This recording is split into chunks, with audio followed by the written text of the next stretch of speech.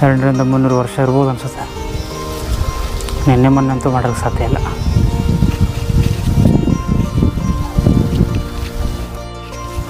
Finally ನಾವು ಬೆಟ್ಟದ ಮೇಲೆ ಬಂದಿದ್ದೀವಿ.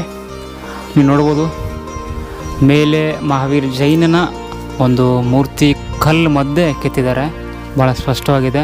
ಹಿಂದೆ ನರಸಿಂಹನ ಒಂದು ಚಿತ್ರ ಇದೆ, ಹಾವುದು 7 ಚಿತ್ರ ಇದೆ, 7 ಹಾವುದು.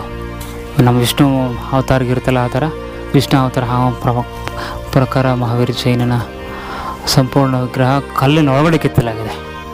ಸೊ ಕೆಳಗಡೆ ನೋಡ್ಬಂದೆವು, ಅವರು ಶಿಷ್ಯಂದ್ರ ಅನ್ಕೊಬೋದು. ಇವರು ಅವ್ರ ಮೂರ್ತಿಗಳು ಕೆತ್ತಲಾಗಿದೆ, ಒಂದೊಂದಾಗಿದೆ. ಸುಮಾರು 500-600 ವರ್ಷ ಅಂತ ಹೇಳ್ಕೊಬೋದು. ಇದು ಎಕ್ಸಾಕ್ಟಾಗಿ ಗೊತ್ತಿಲ್ಲ, ಯಾಕಂದರೆ ಸಂಶೋಧನಾ ತಂಡದವರು ಇಲ್ಲಿ ಬಂದಿಲ್ಲ. ಬಂದು ಯಾವುದೋ ಒಂದು